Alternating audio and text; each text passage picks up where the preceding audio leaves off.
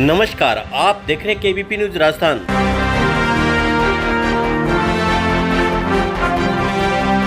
आज हम आपको हिमाचल की खूबसूरत वादियों से निकलने वाली व्यास नदी के बारे में बताने जा रहे हैं। कल कल बहते झरने, महकते लहराते फूलों की वादियों व देवदार के सुंदर पेड़ों की शानदार ठंडी ठंडी हवाएं, सेवों के सुंदर बगीचे व शानदार ठंडी ठंडी मीठी बर्फीली हवाओं के शानदार झोंके हिमाचल की खूबसूरत वादियों का प्रकृति जैसे सौंदर्य के साथ श्रृंगार कर रही है।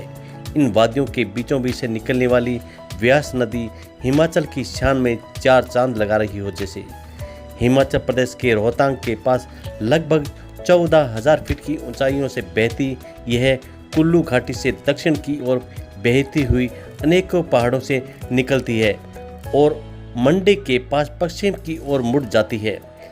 कहा जाता है कि कांगड़ा के पास यह 3 दिशाओं में विभाजित हो जाती है। घाटी से होते हुए पंजाब प्रांत में प्रवेश करती है।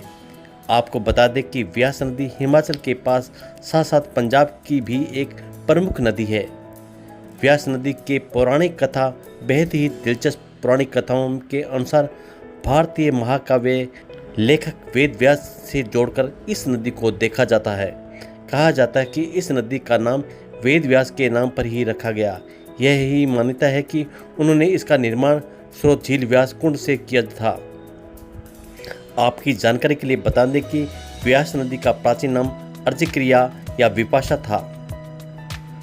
इस नदी की समुद्र तल से ऊंचाई 760 मीटर की ऊंचाई पर स्थित यह नगर हिमाचल के तेजी से विकसित होते हुए शहरों में से एक है। कहा जाता है कि महान संत मांडव ने यहाँ तपस्या की और उनके पास अलौकिक शक्तियाँ थी। साथ ही अनेकों ग्रंथों का ज्ञान था।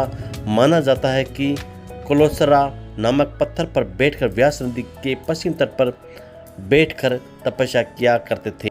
व्यास नदी 326 ईसा पूर्व में सिकंदर महान की विजय की सबसे पूर्वी सीमा को चिन्हित करती है।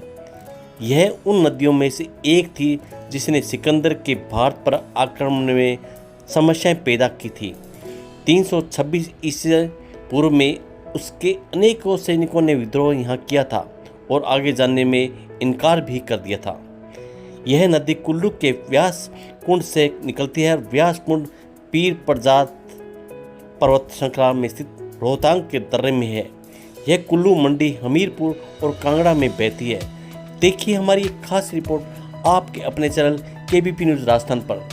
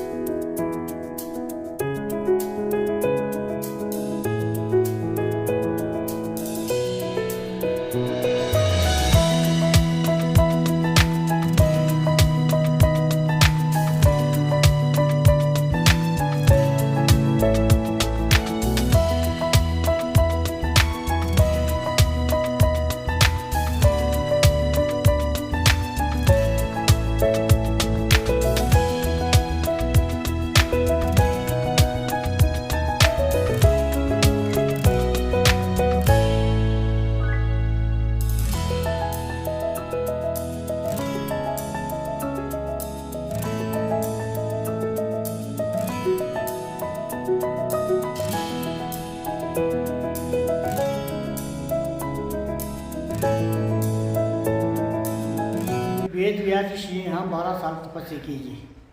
तपस्या करने के बाद ये पानी निकले गया। पानी निकलने के बाद उन्हें महाभारत वगैरह यहाँ निकली, 4 वेद 18 पुराण। उसके बाद इसी पानी में लुप्त हुआ है, तब इसका नाम है व्यास नदी। यहाँ से काटी है सर। कोई दुख बीमारी दूर हो जाती है, किसी ने कोई जड़ी बूटी दी, किसी ने कोई जादू टूना किया, किसी के कुष्ठ वगैरह होती है, इसी पानी से खत्म हो जाती है।